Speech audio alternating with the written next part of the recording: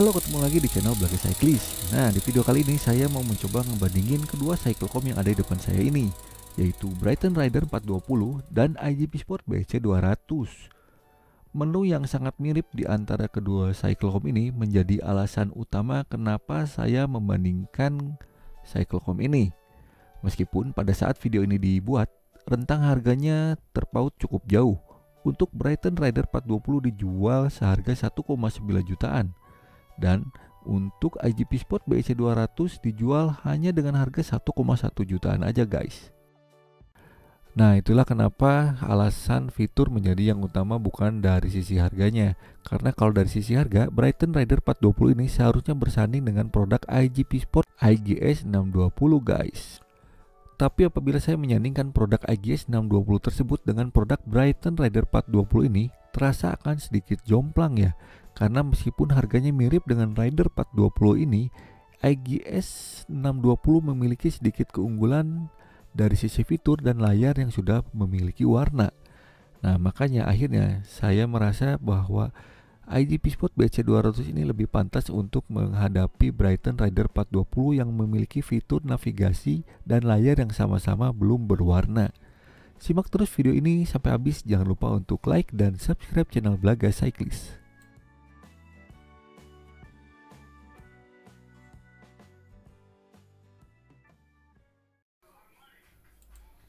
Sebelum lanjut, kita disclaimer dulu ya. Video ini bukan bertujuan untuk menjelekkan merek tertentu. Video ini dibuat sekedar untuk pembanding aja dari sisi fitur dan harga antara produk yang dibahas di video ini. Seperti saya singgung di awal tadi, kedua cyclecom ini memiliki fitur yang sangat mirip. Keduanya memiliki fitur unggulan navigasi dan memiliki layar yang sama-sama belum berwarna. Untuk tampilan fisik, dimensinya ini mirip ya. Sedangkan untuk bentuknya yang Brighton ini agak menyiku seperti ini, dan yang IGP Sport agak membulat seperti ini guys. Nah, sekarang kita cek satu-satu ya. Untuk Brighton dibekali layar 2,3 inci dan 4 buah tombol, 2 tombol di bagian bawah dan 2 tombol di bagian belakang seperti ini. Untuk IGP Sport BC 200 dibekali layar yang sedikit lebih besar, yaitu 2,5 inci dan 6 buah tombol yang berada satu sisi kiri, 3 tombol di sisi kanan dan 2 tombol di sisi bawah. Untuk bagian mountingnya sendiri, kedua cyclecom ini memiliki bentuk mounting yang berbeda. Untuk Brighton Rider 420 memiliki mounting khas seperti ini bentuknya, khas Brighton. Sedangkan yang BC 200 bentuknya seperti yang dimiliki oleh Garmin, seperti ini. Untuk sektor pengecasan dan port USB-nya sama-sama diletakkan di bawah mounting seperti ini. Dan sama-sama ditutupi oleh karet seperti ini guys. Tapi untuk bentuk portnya sendiri, yang BC 200 memiliki sedikit keunggulan karena dia udah menggunakan Type-C. Ini wajar ya, karena BC 200 baru belakangan ini di launchingnya. Lalu di belakang sini juga sama-sama mencantumkan sertifikasi produk yang dimiliki oleh kedua merek ini. Jadi teman-teman gak usah ragu untuk beli kedua produk ini karena sertifikasinya cukup banyak dan oke banget guys, mantap. Oh ya, di salah satu casing cyclecom ini ada detail kecil yang sangat saya suka, yaitu pada BSC 200 IGP Sport memberikan tekstur kasar seperti ini yang fungsinya biar nggak licin saat dipegang. Meskipun ini terlihat sepele, tapi saya sangat menyukai detail kecil ini guys, mantap banget. Nah, sekarang kita cek sama-sama fitur dan spesifikasi dari kedua cyclecom ini. Kebetulan saya udah ngerangkum secara garis besar fitur dan spesifikasi dua cyclecom ini guys. Untuk harganya bisa teman-teman lihat ya, terpaut cukup lumayan jauh antara Rider 420 dengan BC 200 ini. Oh ya, ini adalah harga yang berlaku pada saat video ini dibuat ya guys. Untuk dimensi dan berat agak-agak mirip, bisa teman-teman lihat. Dan di sini kalau kita lihat di bagian layarnya, BC 200 punya sedikit keunggulan karena layarnya ukurannya lebih besar sedikit ya. Perbedaan ukuran layar ini kalau kita lihat fisiknya secara langsung gak gitu ketara ya. Yang BC 200 terlihat LCD lebih lebar dikit, tapi secara fisik yang Brighton 420 terlihat lebih besar karena bezelnya dia lebih besar ukurannya guys. Ada catatan kecil yang cukup saya sayangkan dari kedua cyclecom ini, yaitu mereka tidak menampilkan atau memanfaatkan cara maksimal ukuran LCD-nya untuk menyajikan data di layar. Jadi kalau kita lihat masih ada jarak antara bezel dengan area LCD yang menampilkan data seperti ini ya. Dan ini terjadi di kedua cyclecom ini. Untuk tampilan grafisnya yang BC200 terlihat lebih menarik ya, karena dia itu menampilkan icon di setiap folder menu yang dimiliki Cyclops tersebut. Sedangkan yang Brighton Rider 420, begitu kita menyalakan kita langsung masuk ke menu page yang sudah kita save. Dan untuk menu settingnya masih teks seperti ini. Lalu selanjutnya spesifikasi yang sangat penting saat kita mau beli Cyclocom adalah kapasitas dari baterai Cyclocom tersebut. Untuk Brighton 420 dia mempunyai kapasitas baterai yang bisa bertahan sampai dengan 35 jam, sedangkan yang BC200 sampai 30 jam. Tapi ini udah lebih dari cukup ya, karena kan kita nggak mungkin juga full nonstop goes selama 30 jam atau sampai 35 jam. Spesifikasi berikutnya yang nggak kalah penting adalah kapasitas memori dari Cyclocom ini. Untuk yang Brighton 420 dia bisa menampung 300 jam aktivitas goes kita. Sedangkan yang BEC200 sampai dengan 400 jam aktivitas goes yang bisa kita simpan di dalam Cyclocom ini. Untuk kapasitas memori ini ada sedikit catatan kecil ya. Untuk Cyclocom dengan fitur navigasi biasanya dia menyimpan data GPX atau rute yang akan ditempuh.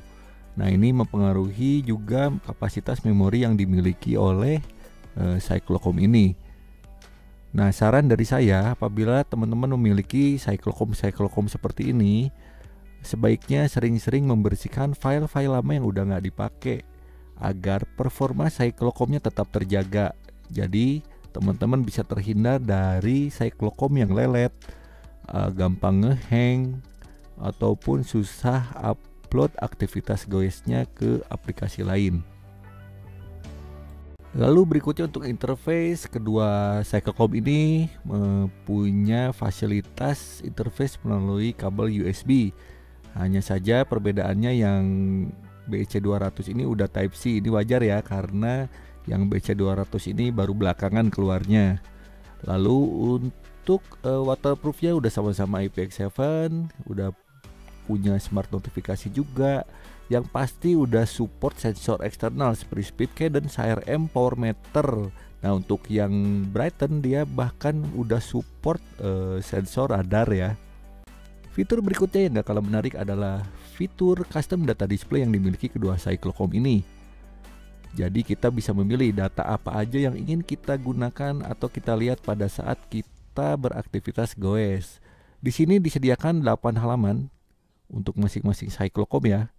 Dan kita bisa menampilkan per halamannya itu 8-9 data dari 80 data yang dimiliki di Brighton Rider 420 dan 8-9 data dari 140 data yang dimiliki oleh IGP Sport BSC200. Mantap banget. Spesifikasi berikutnya merupakan spesifikasi utama di setiap perangkat Cyclocom dengan fitur GPS, yaitu GNSS Global Navigation Satellite System. Nah, untuk perangkat Cyclocom berbasis satelit ini, keduanya sudah di backup sama 5 satelit. Mantap banget, harusnya ini responsif. Nah, sekarang kita coba ya seberapa cepat kedua perangkat ini menangkap sinyal GPS pada saat pertama kali dihidupkan. Nah, sekarang kita akan melakukan percobaan ya, seberapa cepat kedua Cyclocom ini bisa menangkap sinyal GPS pada saat pertama kali dihidupkan. Hal ini sangat penting ya, jangan sampai pas kita mau goes ternyata Cyclocomnya lama banget buat nangkep sinyal GPS-nya. Jadi jangan sampai itu kejadian guys. Ya, di percobaan pertama kedua Cyclocom bersamaan mendapatkan sinyal GPS-nya guys. Lalu untuk percobaan kedua, saya udah pindah spot. Siapa yang duluan bisa nangkep sinyal ya, kita lihat. Oke, udah nyala. Ya, yang BC200 udah langsung dapat sinyal aja, tinggal nunggu yang Rider 420 guys. Hal ini penting ya kita uji, jadi kita tahu berapa responsif GPS-nya. Nah, yang Rider 420 udah dapat guys. Nah, ini percobaan ketiga, saya pindah lagi. Kita lihat mana yang duluan. Oke, udah nyala kedua-duanya. Ya, masih belum dapat.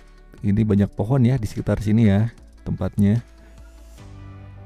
Oke, yang BC200 udah dapat sinyal.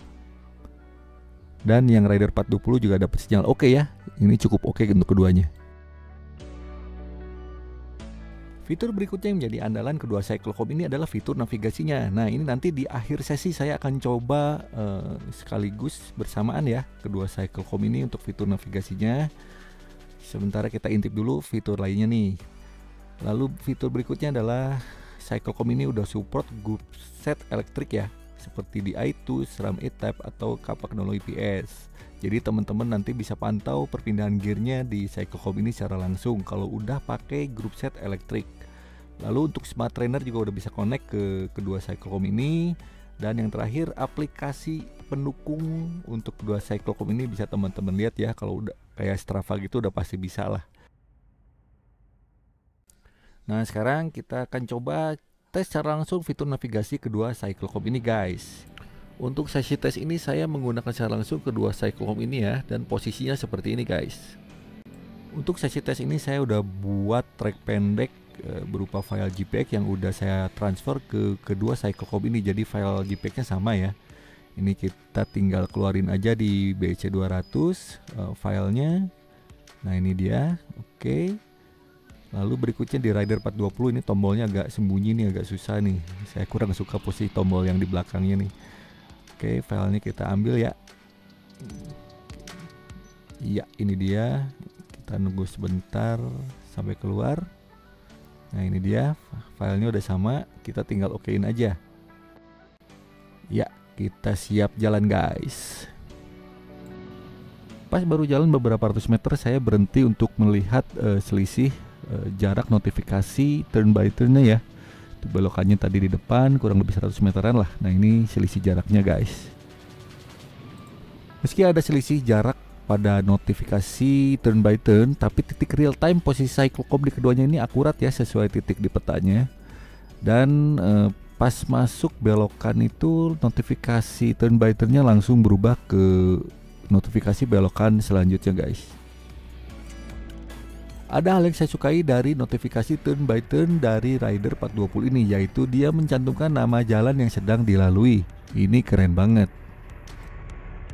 Tapi saya juga menemukan hal yang cukup mengganggu di Cyclocom ini, yaitu pada saat kita berhenti, posisi heading selalu menunjukkan arah N, padahal kita sedang menghadap ke arah yang lain.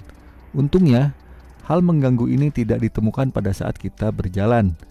Pada saat berjalan, posisi heading menunjuk ke arah sebenarnya Cyclocom ini menuju. Jadi aman kalau lagi jalan guys. Nah, hal ini tidak ditemukan di BC200 ya. Pada BC200 meskipun dia dalam posisi berhenti, posisi headingnya akan menunjukkan kemana arah sepeda atau Cyclocom ini menghadap. Seperti itu guys. Nah, mungkin itu aja video singkat mengenai review kedua Cyclocom ini. Mudah-mudahan video ini bisa jadi referensi buat teman-teman yang lagi cari Cyclocom dengan fitur navigasi di rentang harga 1 sampai dengan 2 juta rupiah. Oh ya, buat teman-teman silakan komen di bawah ya, mana yang menurut kalian di antara kedua Cyclocom ini yang lebih worth to buy. Dan untuk teman-teman yang udah punya pengalaman menggunakan salah satu Cyclocom ini, silakan komen di bawah ya mengenai fitur-fiturnya. Oke, jangan lupa untuk terus support channel ini dengan cara like video ini dan share video ini sebanyak-banyaknya. Dan jangan lupa juga untuk subscribe channel Belaga Cyclist.